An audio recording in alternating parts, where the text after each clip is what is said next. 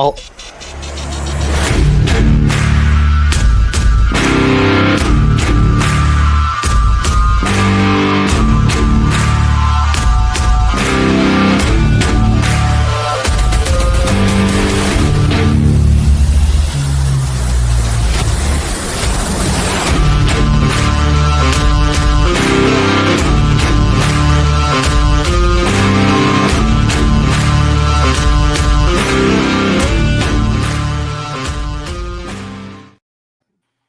Welcome back, Royally Quack fans, to Royally Quacked.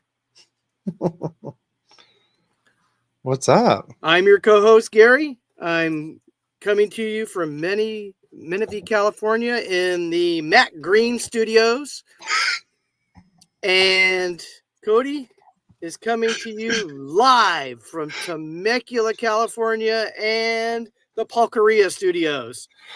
So How's wait, it going, Cody? so you could do a deep cut player, but I can't do a deep cut player.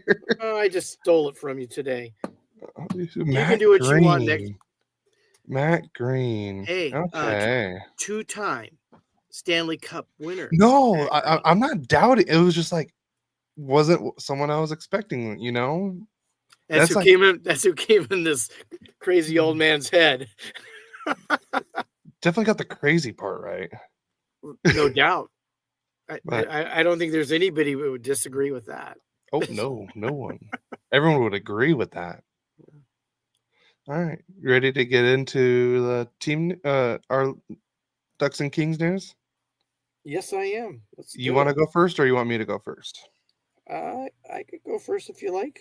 Go for it. Let me just. Let me get to the right one. All right, Kings news. Let's start off with speculations from crazy people. No. Wow. Per Frank Saravelli, Kyle Palmieri could potentially be a suitor for the Devils, the Lightning, Oilers, Kings, or Stars. I love Kyle Palmieri. I would welcome him. I'm not sure where he fits into the team yet, but I think he makes any team better. What do you think, Cody? Oh, I mean, especially from someone that I've seen play and stuff like that, like because he used to be a Duck, so I mean, I think he'd be a big help. He has good playoff experience. He was with the Islanders when they made those two Stanley Cup runs when they lost to the Lightning both years.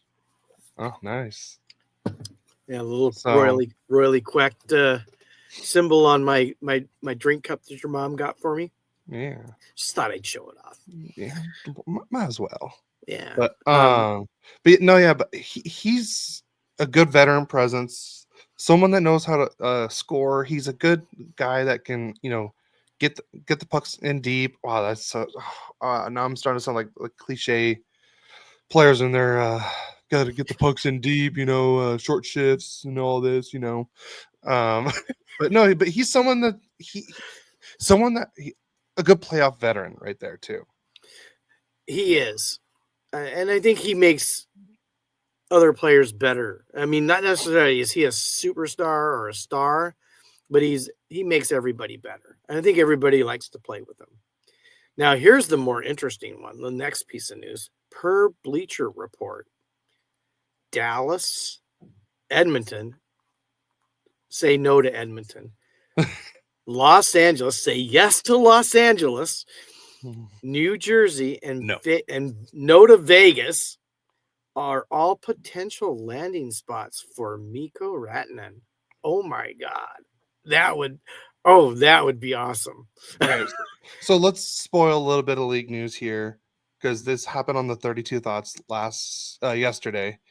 And this is what Elliot Freeman says is if Mikko Rantanen doesn't sign an extension with Carolina, he wonders if teams would trade for him and use him as a rental. So I think that's what it might be.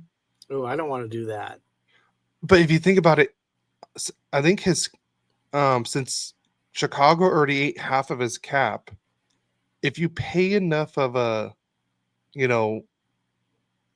buy enough in the trade, give Carolina what they want, and they retain. He's only like a $2 million player.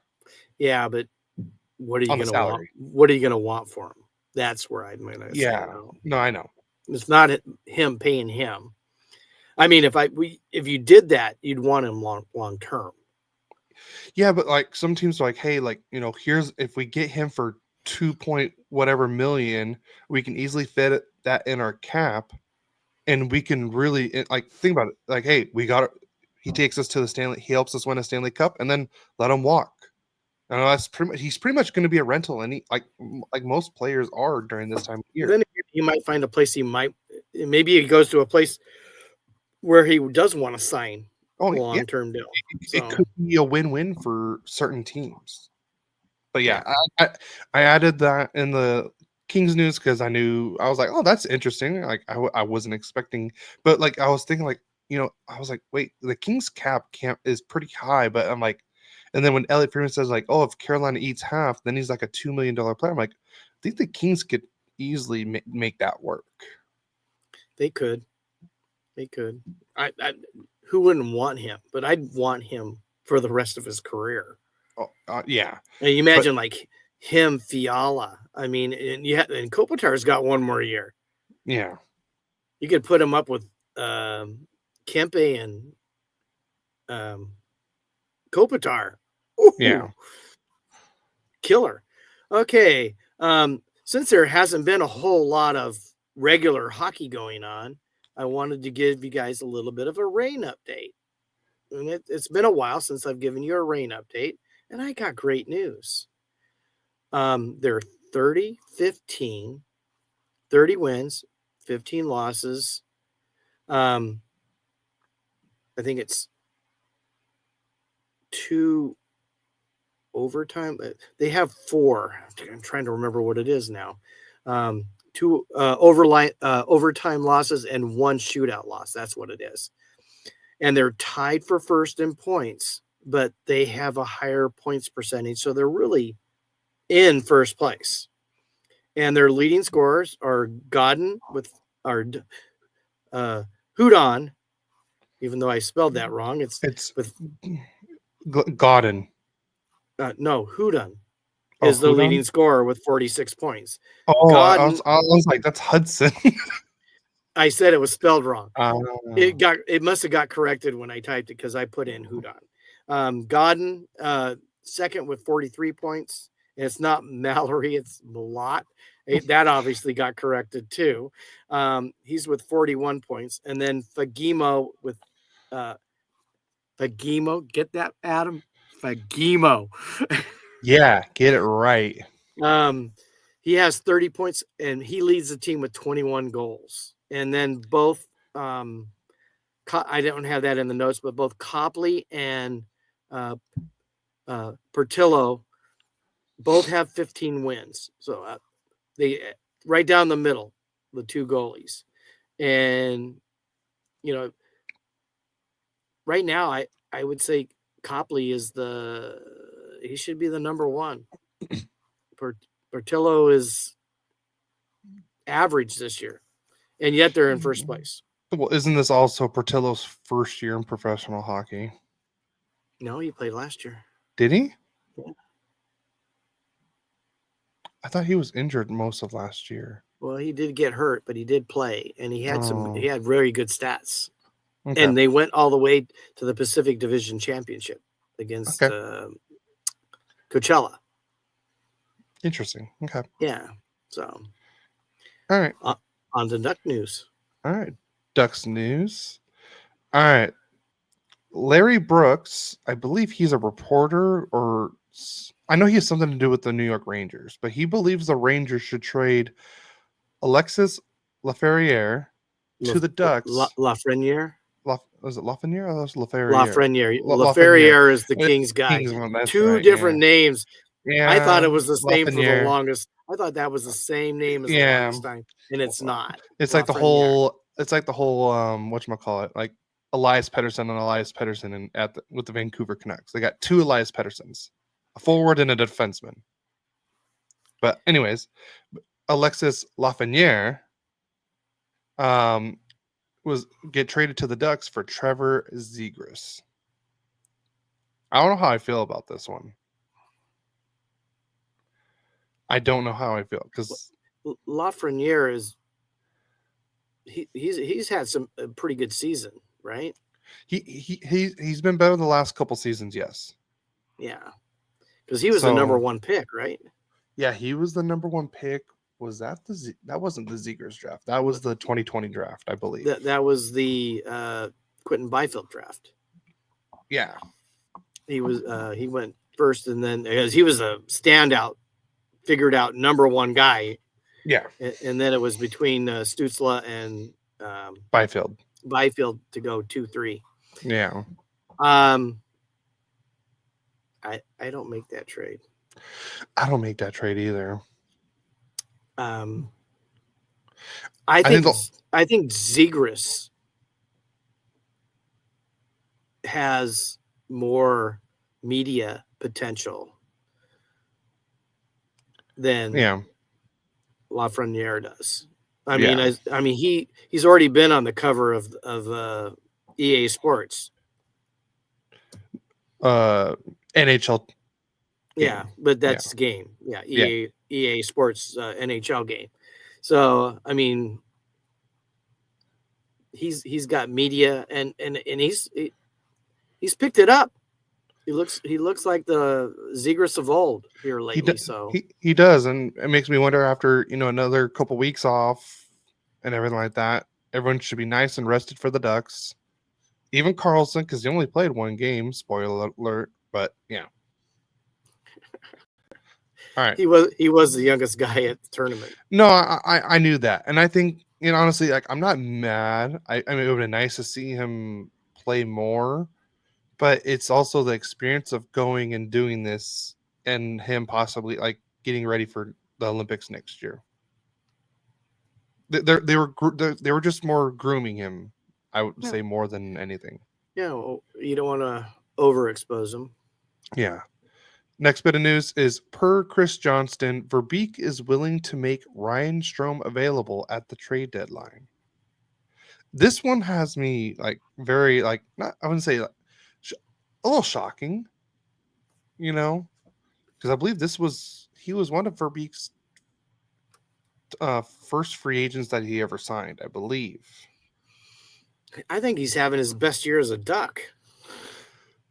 It's really cooled down the last month or so, like because but they still have that Strome, Terry, Vetrano line. I mean, they were like one of the best lines for a while, but now they've really died down. So I would be, maybe I don't know. It depends on what the trade package is or like what the trade is coming back. So, but I mean, like I said, we'll see. And then since you did your little rain update, I'm gonna do a little goals update. The Goals are second to last in the Pacific Division. They are in 9th place out of 10, but not by much though. They got 43 points in 49 games, but at least we've played 2 less games than Henderson, who's in last. So at least we're safe there for now. And then skater stats. Sam Colangelo leads the Goals in points with 35 in 36 games. He has 19 goals, 16 assists. Sasha Pashchov in 35 games has 34 points, 14 goals, and 20 assists. And this is someone that started in the ECHL to start the year. Wow, that is crazy.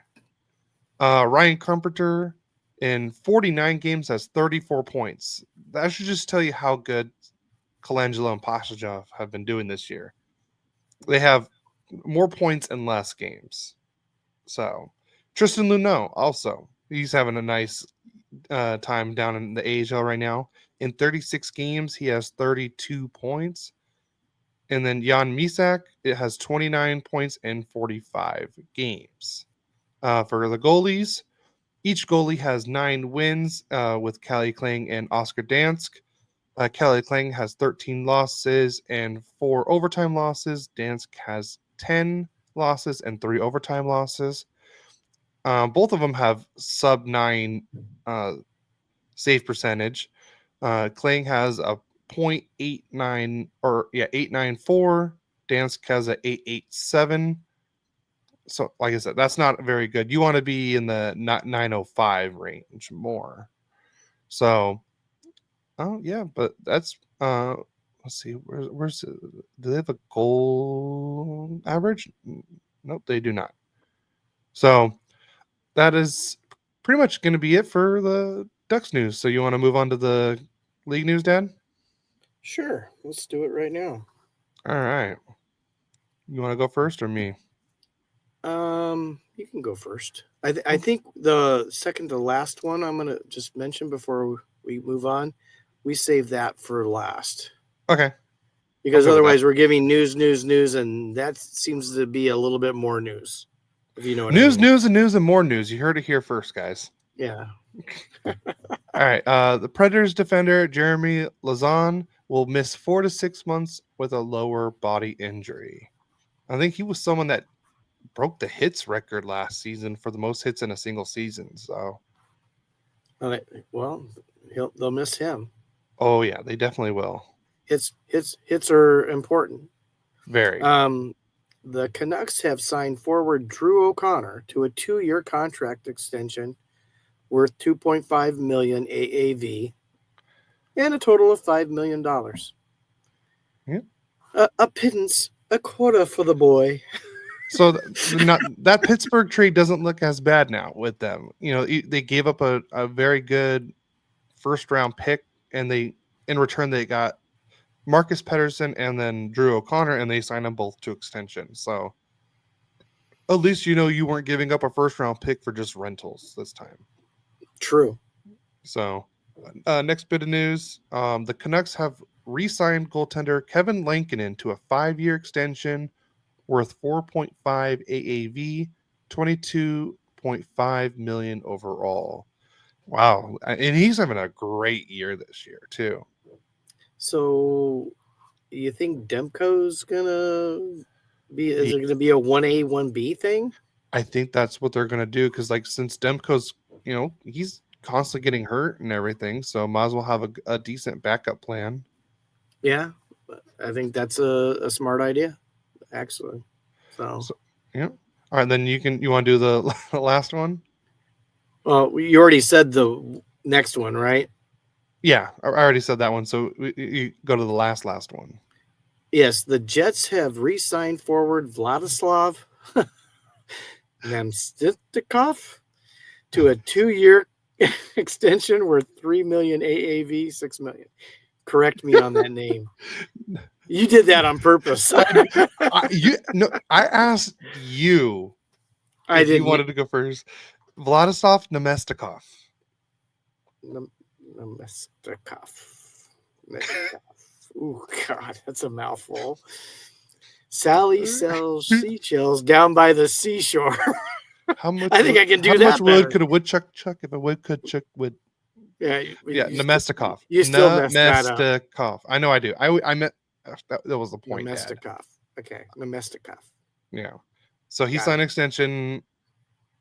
2 years, $3 million for both years, $6 million overall. Yeah. And he's been good ever since he came to Winnipeg too. So that was a good little. Before we get to the next question, do you have the answer to that? Yes, I do. And okay, it would have been nice if you shared that. Oh, I could send you the thing.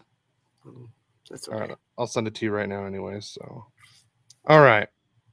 What if the NHL adapted the 3-2-1 point system like they did in the Four Nations? So if you guys didn't know, and for the Four Nations, if you won in regulation, you got 3 points.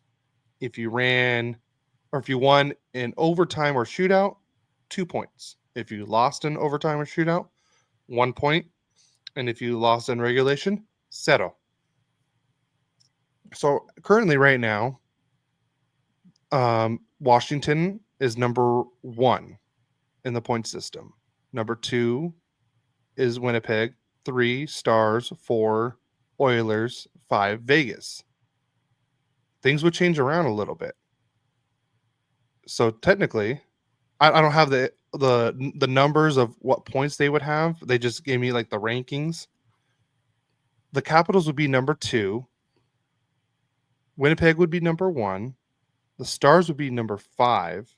The Oilers would be number 6, and Vegas would be number 3. So like not a huge difference. Like even in the bottom of the standings, each of the last 3 teams, they would still be the last 3 teams, even with the same point system. The last 3 teams are Nashville, Chicago, and San Jose. Each of them are in the exact same spot. So the reason why they didn't apparently like why they didn't want to do this is they would think like the teams at the bottom of the barrel, like the Chicago and San Jose, if they adapted the system, they'd be out of the running even sooner and not make it as entertaining. But I mean, they're going to be in the same spot no matter what. But now you're just and they want to get away from the shootout as much as possible too. So don't you think this would help teams not have to go into overtime or shootout? Oh yeah. Yeah. Okay. Let's look at this. What is the biggest jump? And the biggest jump from what I've seen, and I've only glanced at this, Florida would move from 8th overall to 13th overall. Yeah. 8th overall to 13th. Some of the biggest jumps positively, Vegas moves up 2. Yeah. From 5th to 3rd. So does Carolina. They move from 6th to 4th. Boston moves from 20th to 17th. That's the biggest one. Yeah, we do have a question on the Instagram live. They're asking, what does renting mean? This was when we were talking about the Elias Pettersson situation. A rental player means like someone that is going to be a free agent at the end of the season, and and the team is like like what Adam Henrique was last year for the Anaheim Ducks. He was going to be a free agent at the end of the year. Most likely, he probably wasn't going to re-sign. Teams were interested in having him for their playoff run, so they would trade for him at the deadline, and he would play with them for the last part of the season and the playoffs, and boom, that's what we call a rental player. I don't know if do you think I explained that pretty well? Yeah, also it is that they're taking on a guy who might help them get into the playoffs or to go farther in the playoffs, but not planning on possibly keeping him. I mean, sometimes they do. Yeah, like Adam Henrique stayed with Edmonton, right? But I mean, Mikko Rantanen's huge compared to that. I mean, Adam Henrique's a good role player. Is what he is. I just used Henry because this is also a Ducks Kings podcast, so I figured I can hopefully explain it better for the whole Ducks and Kings community that way. And let's talk about the Kings and the Ducks and the situation with what you're talking about with the 3-2-1. The Kings moved up 2 spots from 10th to 8th, and the Ducks moved back 3 spots from the 23rd to 26th. Yeah, with that point system. So the Ducks benefit, the Ducks don't benefit. The Kings benefit. Kings benefit. The Ducks don't benefit. The biggest loser was Florida, and the biggest winner was Boston. Yep. So interesting. I don't think it would be like. I would like to at least have them try it for one season or something like that. Maybe they try it in the whatchamacallit, the World Cup of Hockey. Maybe they try it that way. Well, the funny thing about this, they did it in 4 nations. Yeah.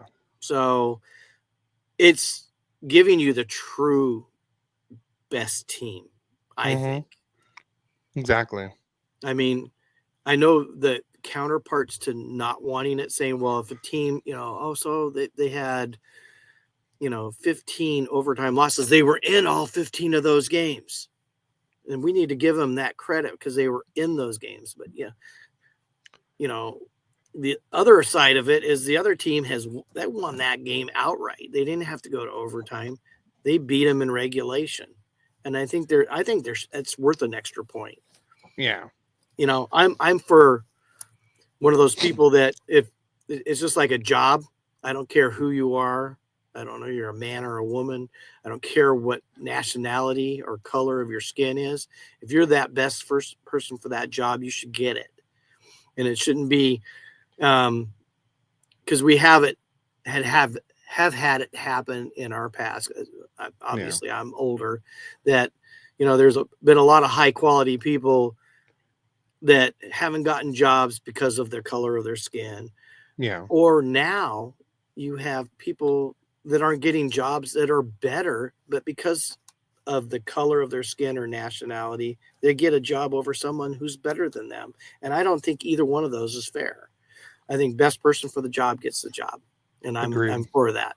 And I'm for the 3-2-1. Yeah. So I'm definitely for the 3-2-1. So I'm for it too as well.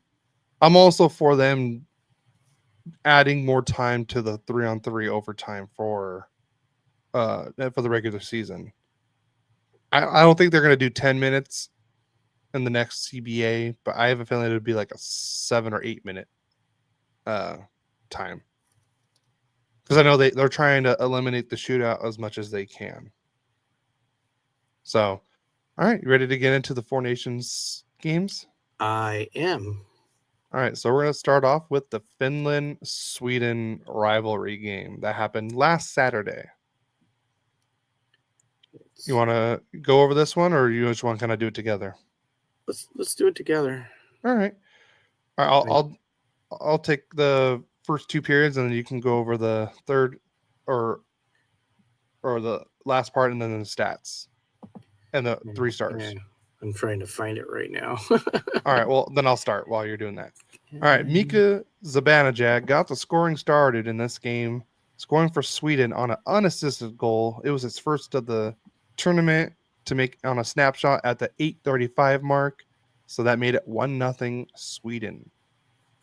And then about 2.5 minutes later, Anton Lundell got his first of the tournament with Luosterainen and Patrick Laine getting the assist.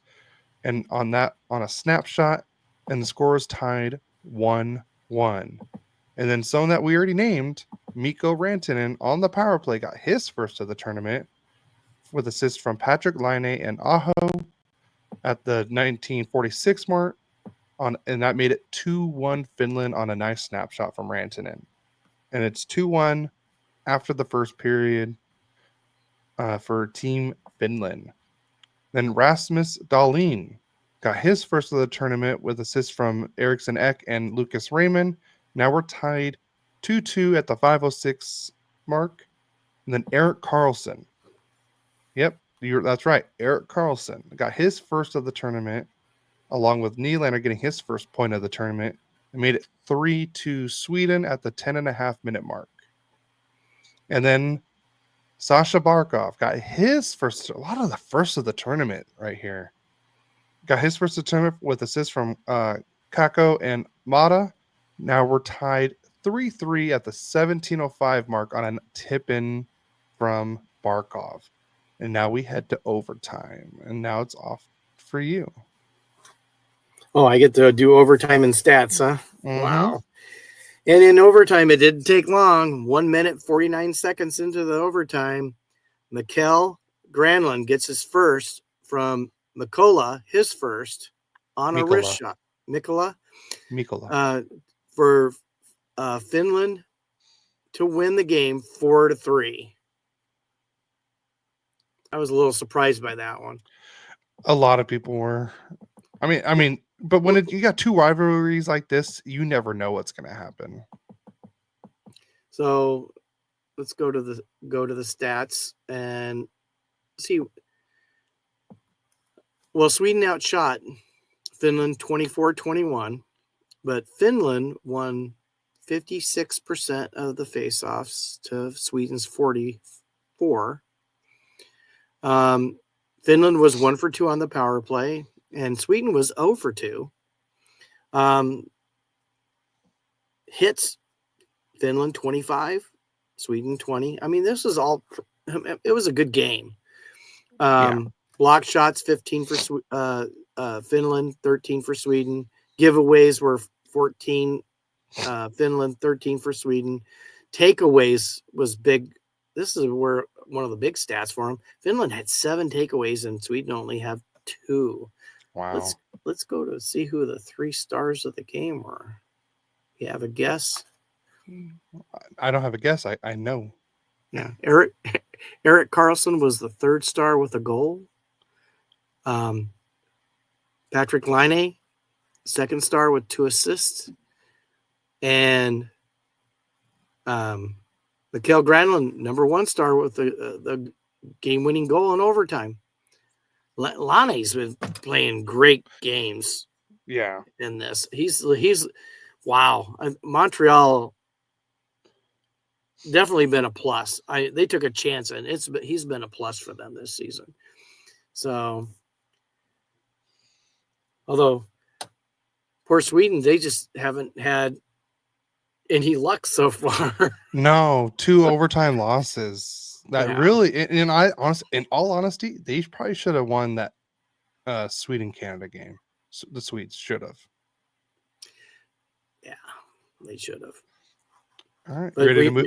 Yeah, but would you look at this, you like you said, you get these 4 teams together. It doesn't even matter who the most talented is. It's who comes out and executes. Yeah, and Kevin Lankinen was the goalie for Finland. After Saros gave up the 6 goals against Team USA, they put Lankinen in this game. Yeah. So, ready to move on to probably the second game of the week. Okay. Ready? Yeah. Ready? All right. Now, we had one rivalry on Saturday morning with the Finland-Sweden game. Yeah. Then on the nightcap game, we had USA versus Canada. I'll let you take the scoring for the first 2 periods. Okay. All right. Obviously, probably the 2 possible favorites to win the 4 nations. But, no surprise who starts it off. Connor McDavid. Okay. Before we get the scoring started, let's talk about how this game started. Okay. So, yeah, let's say, how do we skip this? Okay, no. I mean, we got to do this right. The Bash Brothers. Let's get ready to rumble. Wait, I got to switch my hat for this. Oh, you got a hat for this? Boom. Let's do this. Oh, that's right. I saw you wearing the hat the Friday night. I did get to see a little bit of that while I was working. Or should we say, it's time? If you didn't watch the game or you didn't read the news, 9 seconds and three fighting majors in 9 seconds. No, it was in 9 seconds. We had 6 fighting majors technically, because 2 for each player. No, I meant 3. Or 1 fights. Yes, fighting major fights. Started off with what it was Tkachuk and it was Matthew Tkachuk versus Brandon Hagel. Yeah, Brandon Hagel. And then you had Brady Tkachuk. Yeah, that's right. The other brother going against Sam Bennett, who's Matthew Tkachuk's teammate in Florida. And then they had a little bit of a play, and JT Miller dropped his gloves, and he was like, "Who wants me?" He literally did the gladiator. Who wants me? Are you not entertained? And he dropped his gloves, and I can see. And honestly, I wasn't even mad that he got an instigator penalty right there. Not even mad, because I was like, well, he literally dropped his gloves, and then Colton Parayko's like, "Screw it, let's do this. And Colton Parayko is a big dude. Yeah, I can tell you. I would say I should look up the hockey fights thing to see who won each fight. I know Colton Parayko definitely won the one because I mean it's like David versus Goliath on that one. Pretty much, yes. And if you didn't know, Brady Kachuk got asked about it, and he goes, we're here, we're in Canada, we're going to show them we're not intimidated. So it was a plan. That was the plan, not to be intimidated. They went out and just showed you, we're going to fight you. I don't care if you're in your home country playing against us. We're going to fight you. We're going to fight you until this whole thing is over. Yeah. And it was fun. I did get to watch all that. It was fun. I did tape it. I did not. I know you spoiled it a little bit last Saturday about the first goal. So according to hockeyfights.com, they're saying it's pretty much even, but for the voting results, there's three things you could vote. You could either vote for Brandon Hagel, Matthew Tkachuk, or a draw. 104 votes for Brandon Hagel, 101 votes for Matthew Tkachuk, and 17 for the draw. And then for the Brady Tkachuk and Sam Bennett fight, Brady Tkachuk had 91 votes, 26 votes for Sam Bennett, and 18 votes for a draw. And then for the Miller Parayko fight, I mean, this is a no doubter. Colton Parayko with 102 votes, 17 votes for JT Miller, and only 5 for the draw. So that's according to hockeyfights.com.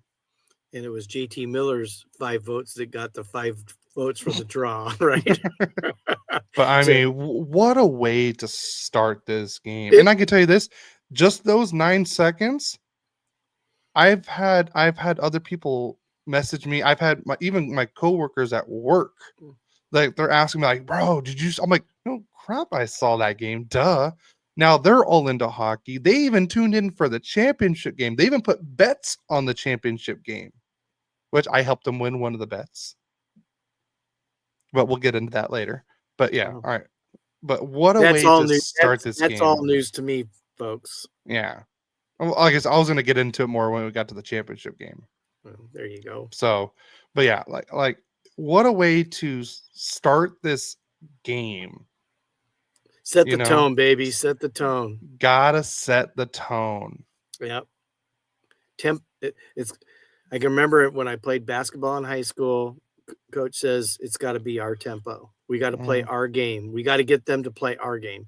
And when we could do that, even against twice we played a team that was number 1 in CIF.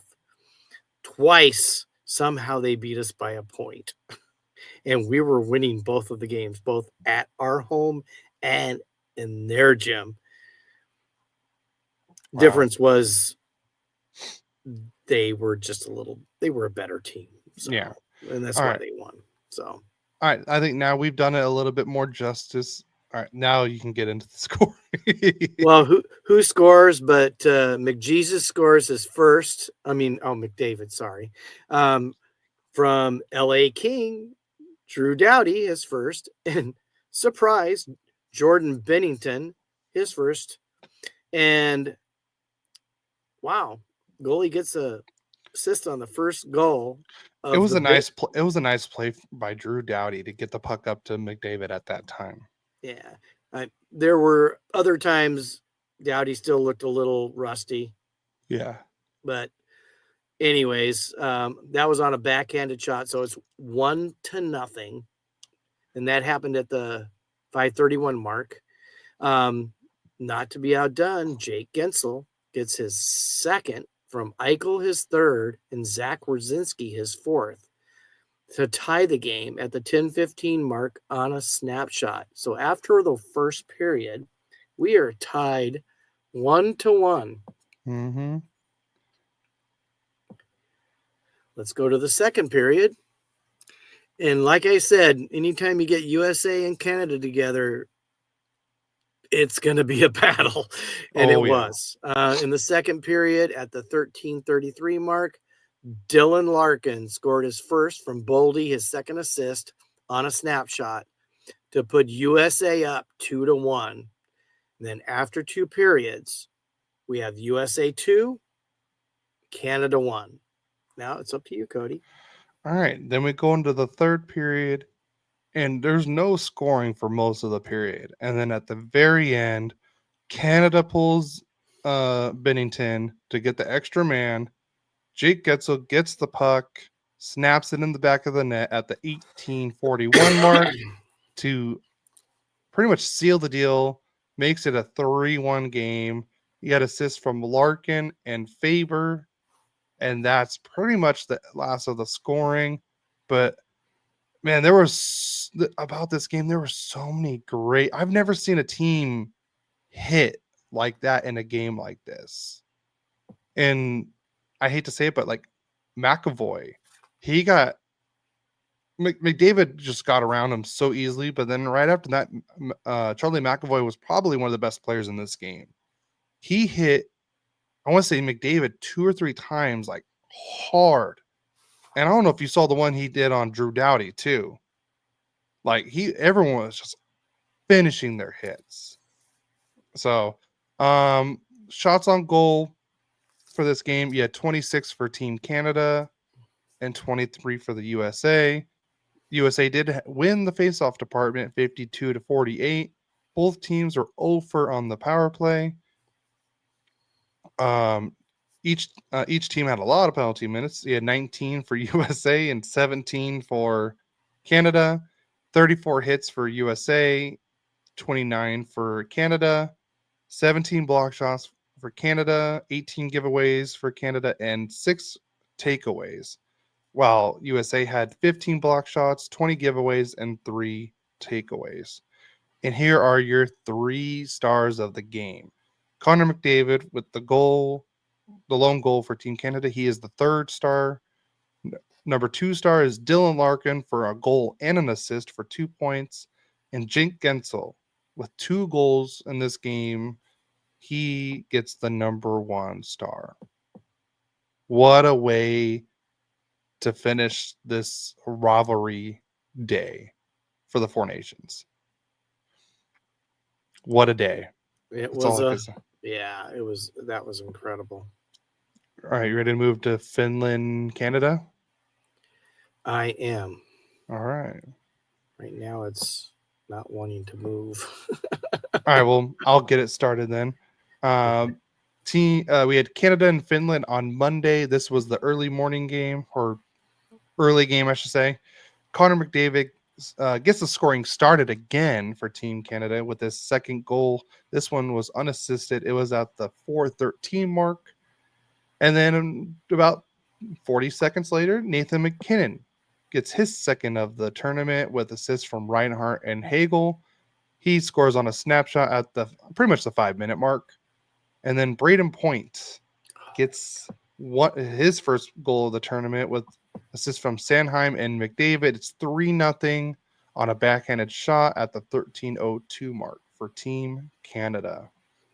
Then we move to the second period, and Nathan MacKinnon makes it 4-0 with his 3rd of the tournament. Crosby's 4th assist, and Reinhart has his 2nd assist on a snapshot at the 5:03 mark. And then I'll let you finish this game. So it's after 2 periods, it's 4-0 Canada. Yeah. So we go to the 3rd period, and Finland got a little upset. So Esa Lindell scores his first from Lehkonen, his first on a snapshot at the 13:19 mark to make it 4-1. Then Mikael Granlund gets his 2nd from Laine, his 3rd on a slap shot at the 18:20 mark. 4-2 Canada. Then it's Mikael Granlund with his 3rd from Barkov, his 1st, and Aho, it's his 2nd A-hole. Is that that was not intentional. Is that a hoe? Oh, Sebastian's a hoe. What the hell? Oh gosh. It's the whole Johnny Oduya. Yeah. Oh, I've used that for that Oduya thing for Mr. years. Aho. Yeah. I sure can't believe I did that. His second at the 1843 mark on a snapshot to scare Canada 4-3. But Sid the Kid scores his first from Reinhardt, his third assist on an empty netter at the 1904 mark to finalize the score at 5-3 Canada. Let's go to the stats. You know that was Crosby's first shot on goal? I know he had I think a shoulder injury. He may not play today. I see because I have him on my fantasy team. Oh. And I keep getting, hey, he may not play. He's a game time decision. Got it. So let's go to shots on goal. It was 28 for Canada, 26 for Finland. Finland wins the faceoff 52-48. Canada never even got a power play. There was only one power play in the game, and Finland was 0 for 1 on it. Hits were 22-19 Canada. Block shots 16 Canada, Finland 18. Giveaways 16 Canada, 20 Finland. Takeaways 2 Canada, 3 for Finland. Let's go to the 3 stars of the game. Mikkel Granlund, number 3 star with 2 goals. Connor McDavid, the number 2 star with a goal and assist. And the number 1 star, Nathan McKinnon, with 2 goals. I can't say I totally would argue with any of that. But be up 4-0 and get scared, and it wasn't looking good for Canada. They just weren't playing to their, to their level. So now we're going to go to Sweden, USA. Are you there, Cody? Cody.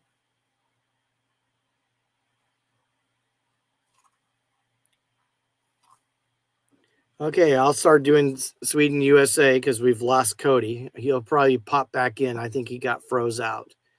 So let's go to the first period. Just to mention in this game, Austin Matthews did not play. I want to say Matthew Tkachuk didn't play. McAvoy didn't play.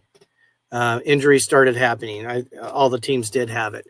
So in the first period, Chris Kreider scores his first from Zach Wierenski, his 5th assist, and Jack Eichel his 4th at the 35-second mark to put USA up 1-0. And then Gustav Nyquist scores his first from Erik Karlsson, his 2nd, and Victor Arvidsson, ex-King, with his first at the 13:39 mark on a tip-in to tie the game at 1-1.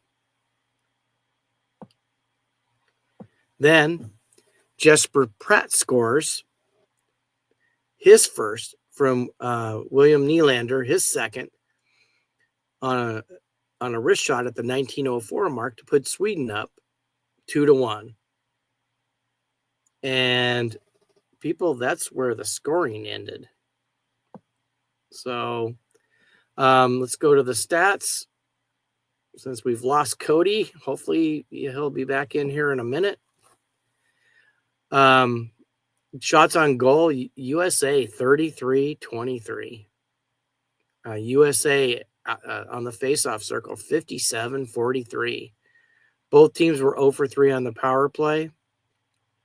Hits were 20 for USA, 16 for Sweden. Block shots 15 Sweden, 11 for the USA. Giveaways. This is where the game was lost, I think. 25 giveaways by USA to 12 for Sweden. And takeaways, Kings had 1 and Sweden had none. Let's go to the 3 stars of the game.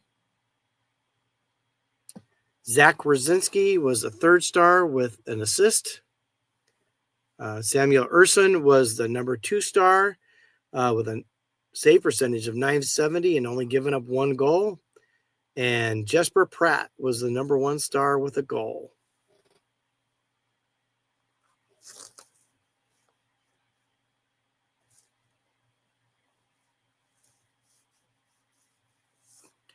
Anyway, so that was USA and Sweden.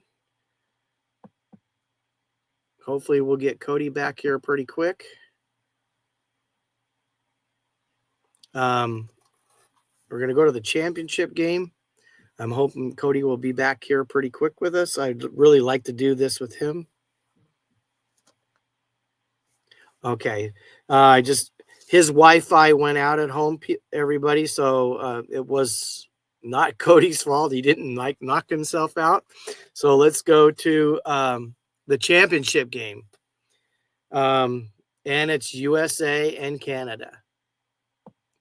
Unlike the game on Saturday, there wasn't 3 fights in the first 9 seconds. So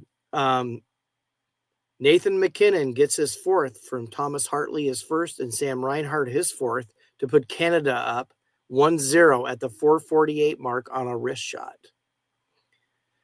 Brady Tkachuk then scores his 3rd from Austin Matthews, his 2nd, to tie the game. We're in the championship game, Cody. Okay.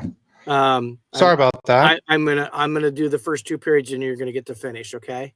I did the whole Sweden USA game by myself. Okay. I'm glad you're back.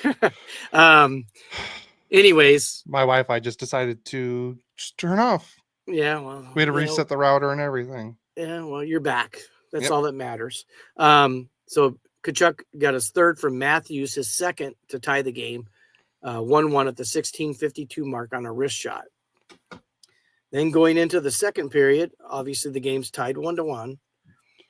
And Jake Sanderson, who is a replacement player, got his 1st from Matthews, his 3rd, and Zach Rosinski, his 6th assist to put USA up 2-1 on a snapshot at the 7:32 mark. But, man, this was a battle, people. Sam Bennett got his 1st from Mitch Marner, his 1st, to tie the game 2-2 at the 14-minute mark on a wrist shot.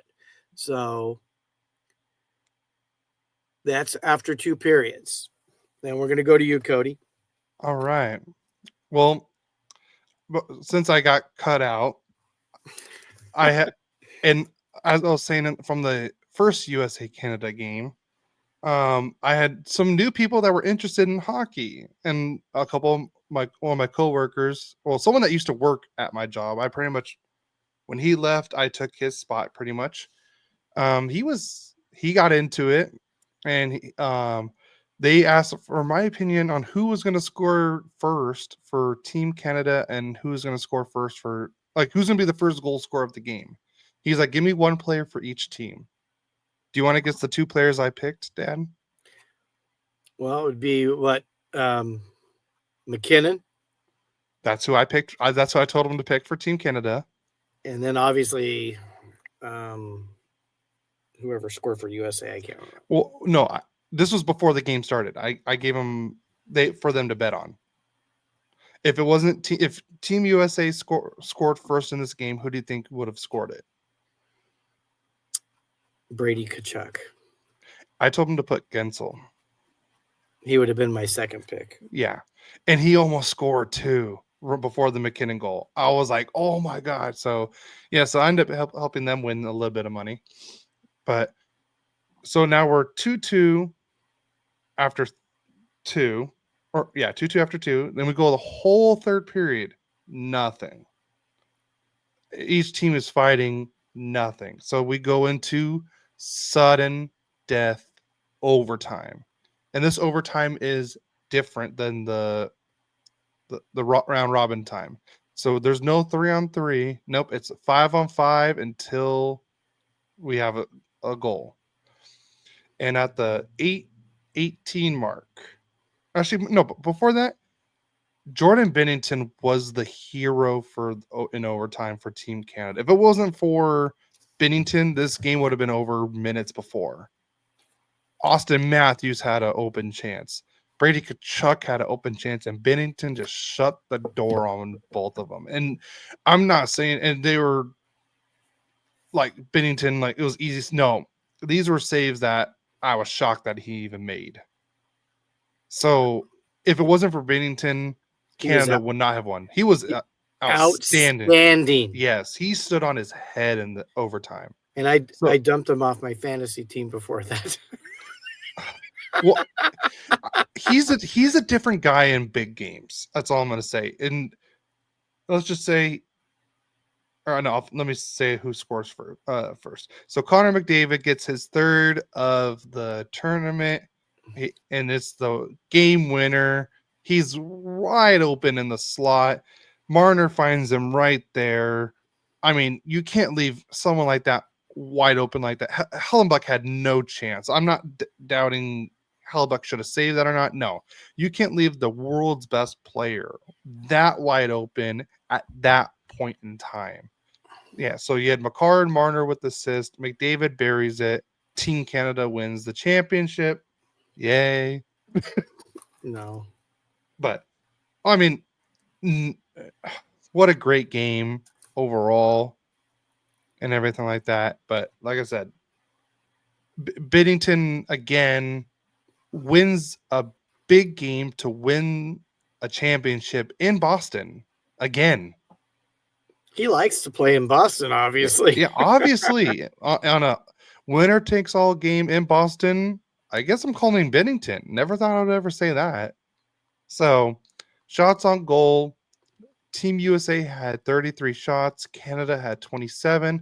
It was 50-50 for the faceoffs. Canada had the only power play, and they were 0 for 1. 28 hits for USA, 25 for Canada. Block shots, USA had 27, 19 for Canada. The giveaways was 18 for Canada, 25 for USA, and each team had 5 takeaways. So here are your 3 stars of the game. Brady Tkachuk got the 1 goal. He is the 3rd star. Not a shocker here. Jordan Binnington's the number 2 star with just how big he played in that overtime and third period. And then who else but Connor McDavid's the number 1 star with the game winning, the championship winning goal. So that is the final for the 4-nation tournament. Canada wins gold, USA silver. Oh man, I disagree with the 3 stars of the game. Who would you put? I don't have a problem with the 3 guys. It's the placement of them. I think Jordan Bennington should have been the number 1. He should have been number 1 because Agreed. USA should have won the game before that. Easily. Yeah. I mean, Canada came out strong because you talked about the faceoff being 50-50. Canada won 7 of the first 8 or 8 of the first 9 faceoffs. Shows you the resiliency of our USA team to come back and make that a 50-50 thing. You're down by 6 or 7. That's a lot. Yeah. You know, it was a great game. It was a great game. It was so entertaining. I'm proud. I mean, what you have to realize is injuries did play out. Yeah. You know, one of the key players of the first game between Canada and USA, Charlie McAvoy, who Cody mentioned, he played. He might have been the player of that game. He was, because Brady Tkachuk even said, well, he wasn't on the 3 stars list, but I mean, I thought he was the player of the game. Oh no, because he made the Canada superstars pay. Yeah, and he played great defense, but he had an infection in his shoulder. It's a possibility he may be out for the season if he can't get that fixed. That's such a shame because, you know, I've always liked Charlie McAvoy. Sanderson came in, take his spot. and play. I thought he played great. Oh, he did play great. Yes. You know, we had a couple of young guys that come up, 23 and 22, come up and play for us and played the fantastic defense. I mean, would it have made a difference if Quinn Hughes would have been there? I think it might have been. But they didn't have a healthy Sidney Crosby, not to make excuses. They didn't have. They didn't have Jacob Markstrom. No, Jacob Markstrom's Swedish. Oh, I'm sorry. Who was the guy? Who was the guy that got hurt? Why they had Bennington? No, those were the 3 goalies they picked, and no one got hurt. Really? Yep, they went with Bennington. Yeah, I think Markstrom. They liked Sweden, and that might have made a difference for Sweden. I mean, they still had Ullmark, and they still had oh god, what's his name? Ullmark and Gustafsson. And Gustafsson he's probably a Vezina favorite, not a favorite, but top 3 for the Hellebuck's the Vezina. Yeah, favorite, he's the favorite. Yeah, sorry. Yeah. That's what I meant. I meant to say he's on the short list for the Vezina. Gus the Bus. But like I said, I wouldn't say that would have been a very big difference for Team Sweden. But for this, no. But I mean, Team Canada, they lost Shea Theodore in the first game. Pietrangelo didn't play because he wanted to focus on being with Vegas more. Yeah. So it's not, like I said, each team had their downs, and I'm not blaming. Oh, we lost it because we didn't have McAvoy or Quinn Hughes didn't play. No, each team had their own issues. Yeah. So, I mean, like I said, it's just like regular hockey. We still had, this was the best roster on paper ever in USA hockey history, I would say. I don't know if you would doubt me on that, but yeah, no, but now this just gets me more excited for next year. But the only thing is, I'm gonna warn everyone right now, so you guys all have a year's notice. You're not gonna see fighting in the Olympics because that's a whole different rule set. The Four Nations was an NHL ran tournament, so we're going off of NHL rules pretty much, other than a few exceptions. For Olympics, they're going off the IIHF rules, where if you fight in a game, you get kicked out. So the refs are a lot more strict on. You're probably going to see a lot more penalties called during that time too. And honestly, like the reffing, like no one really said anything about the refs in the Four Nation. There was no replays for goals or offsides. Nothing. Well, I was listening to the game that was on TV, and I want to say at least 5 times they mentioned that there have been too many men on the ice by Canada. I only noticed the one. And I'm not sure honestly, it probably should have been, but like I said, I'm not gonna say that's the difference right there of USA and Canada winning. Well, it could have been a goal on a power play. Could have been. I mean, could have been, would have been.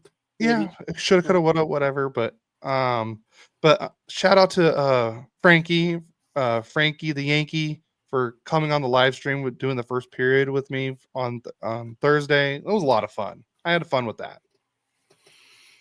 Unfortunately, I was in Ventura. Yeah.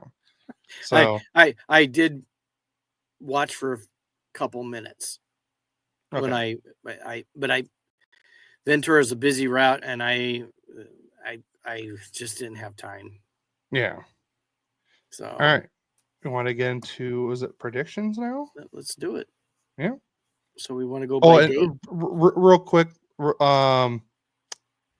Nathan McKinnon was the Four Nations face-off tournament MVP before. I just wanted to make sure got that out there. Really? Okay.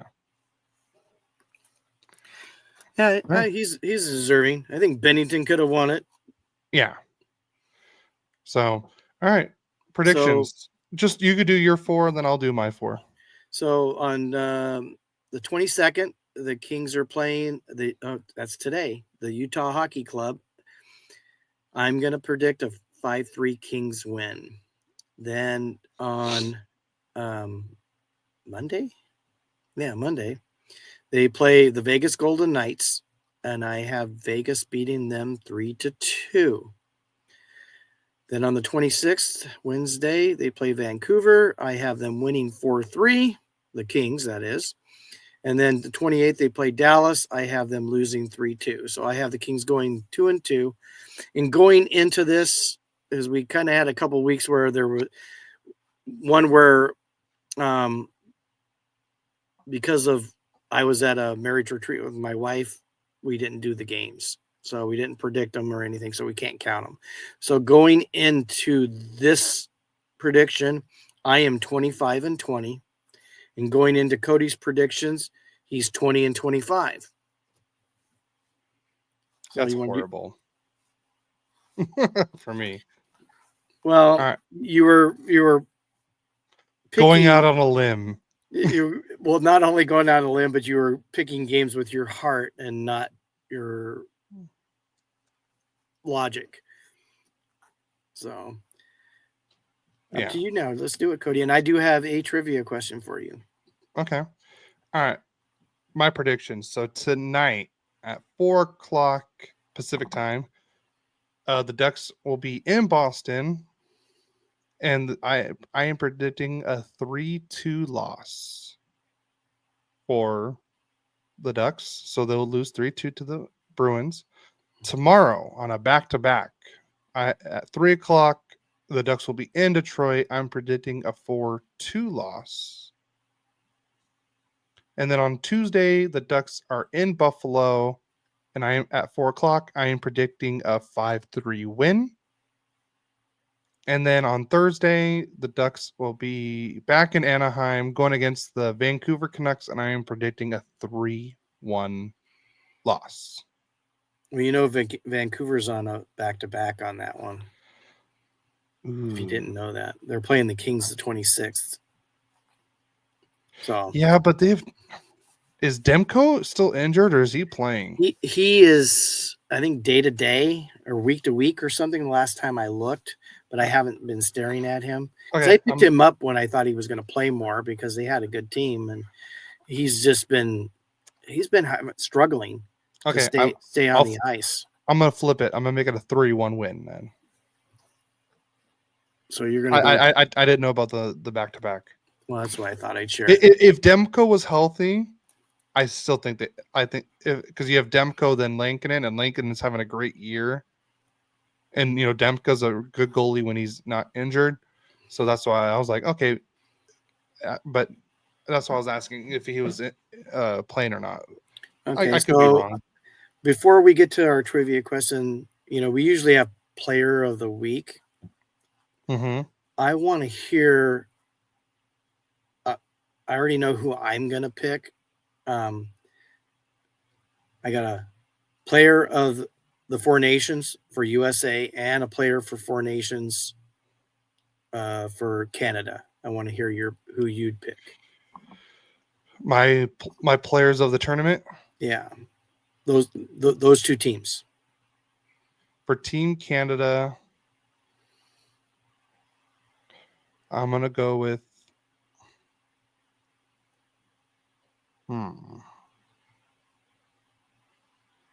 that's tough.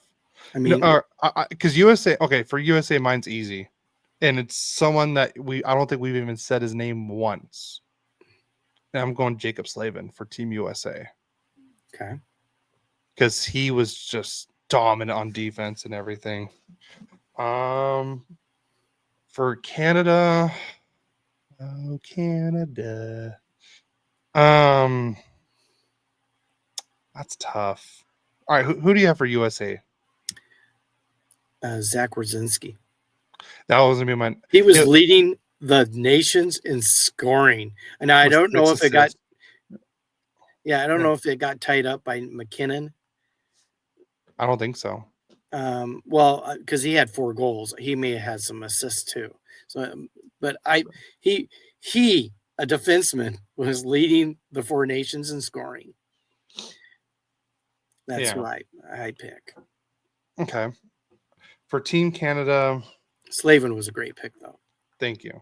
My top 3 was Slavin, Hellenbuck, Werenski. Mine would have been Wierzynski, Slavin, and Brady Tkachuk. Oh, but I forgot about. I mean, maybe not even in that order. Brady Tkachuk was almost my pick. Okay. So I give you that. Team Canada.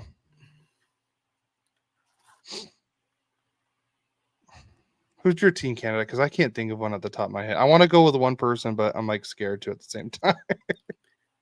I think I gave it away earlier. Jordan Binnington.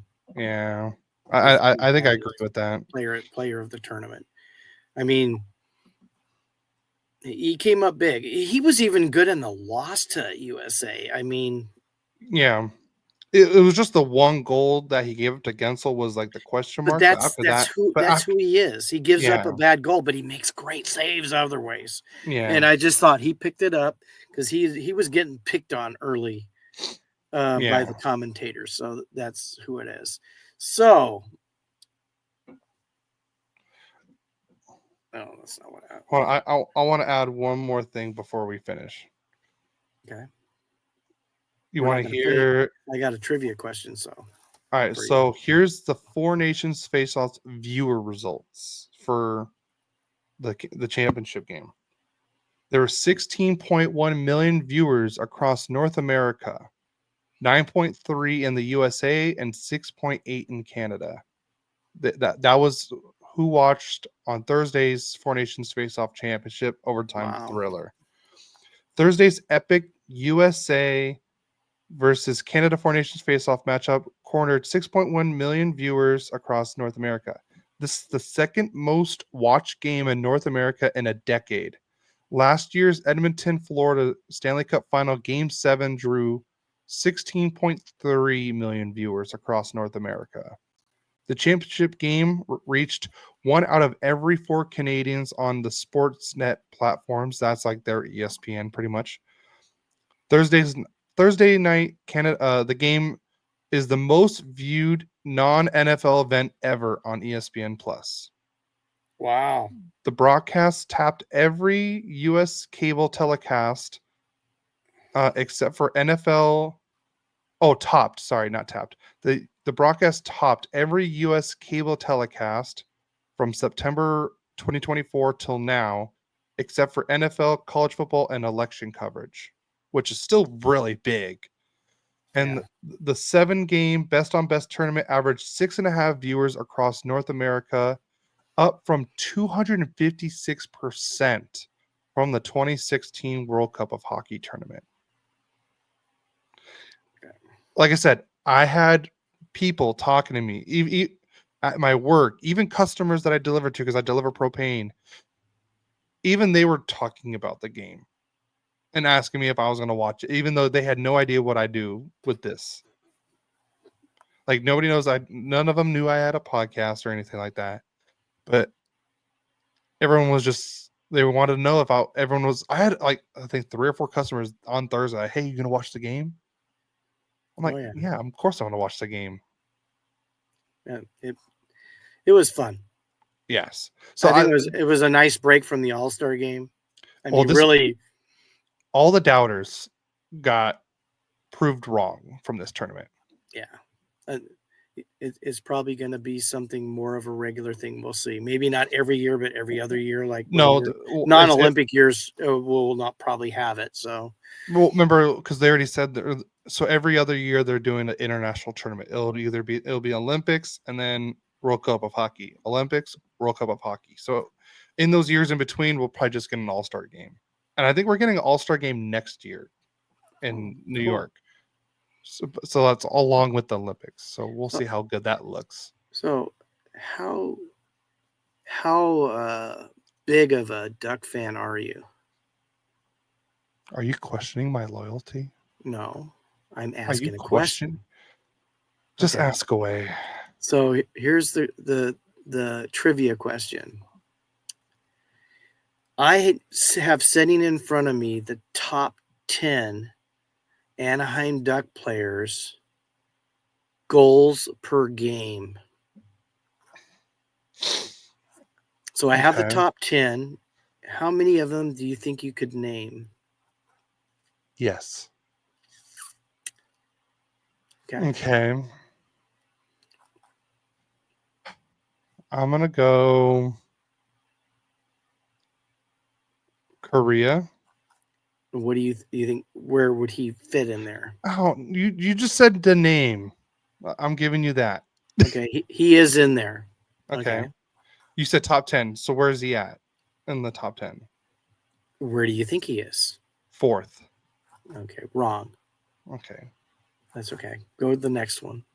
Well, tell me where he's at. Number 1. Okay. Does that surprise you? No. It does me. Solani? Yes, of course he's on there. Yeah. I'm not telling you where he's at. Perry? Correct. Raquel? Correct. He said goals per game. Yes. Is there like a minimum of games they've played with the Ducks? It doesn't say anything about that. Okay. There's nothing crazy though. It's not Okay. like somebody's crazy player. You would probably know all of these. A couple of them you may not guess because they're Andy McDonald? No. Ooh, okay. So basically you got 1, 2, 4, and 8.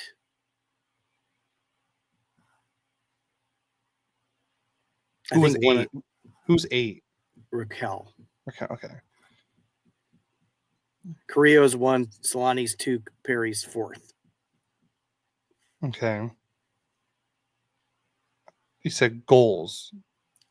Goals per game. Okay, that's not average. Yeah, okay, that's not gonna be Getzloff. He's not gonna be on there. No, and he isn't. Yeah, so I already knew that. That will not be held against you to say his name and say he's not. Well, I said it. He's not. Is there a player that was? I know they traded for him, and he had like a very long term injury with the Ducks, but he was great when he was with them for that little bit. Is there a player like that on there? I really can't tell you that for sure because you'd have to tell me the name. Okay, Patrick Eves. He is not in the list. Okay. I won't hold that against you. Kessler? Kessler's not on the list. Okay. Are there any defensemen on here? I don't think so. Okay. All forwards.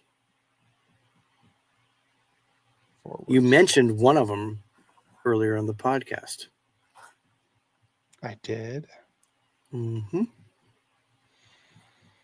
Zegras?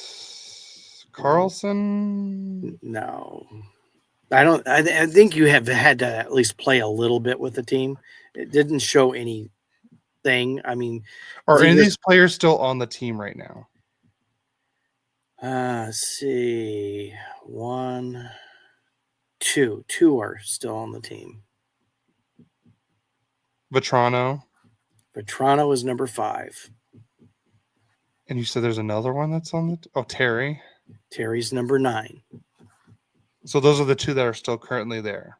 Correct. So you have number 3 you need to get, number 6, number 7, and number 10. And remember, this is all time. So this isn't necessarily recent. I'll give you a hint. Okay. We got Silverberg for him. Oh, Bobby Ryan. I forgot about him. Number 3, Bobby Ryan. Okay. Who did this guy play for? The number 7 guy is the most recent to play with the team that's left that you haven't got yet. Henrique? Henrique is number 7. See, I'm trying to help you. Yeah. So we have 2 left. Let me see. Like how far along? Like when was the last time these players played for the Ducks? Let me just look up.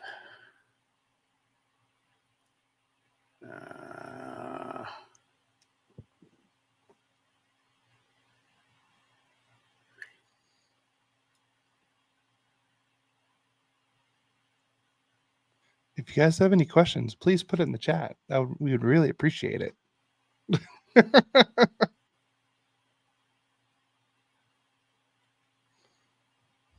See, when did he play for? I don't know how he's on this list. If he's, are they still currently playing? No. Why am I drawing a blank?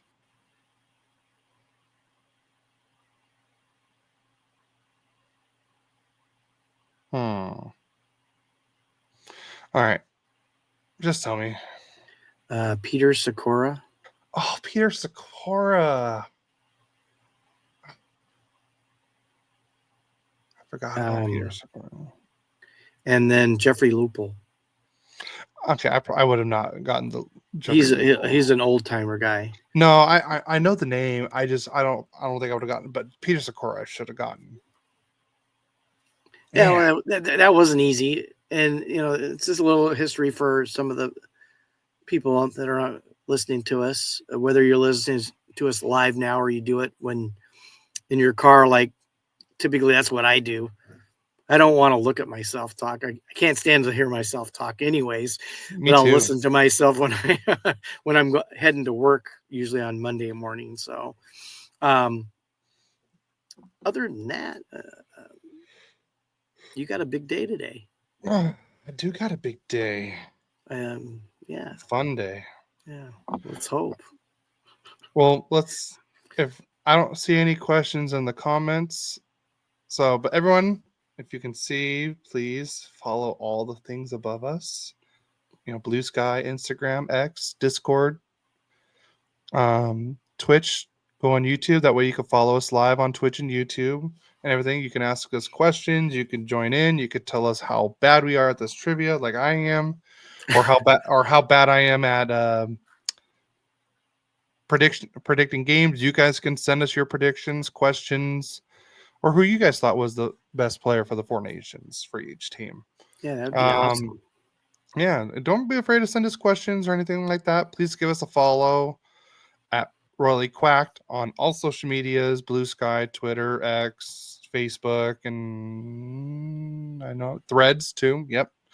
Like I said, please go on Twitch and YouTube. Please like and subscribe on for Royally Quacked on YouTube and Twitch. We'd really appreciate it. The likes and comments, they would really help the algorithm out and get us more viewers, get us more viewership for hockey in general. Like I said, just what I want is exactly what the Kachucks did for hockey. I want me and my dad to help grow this game and everything like that.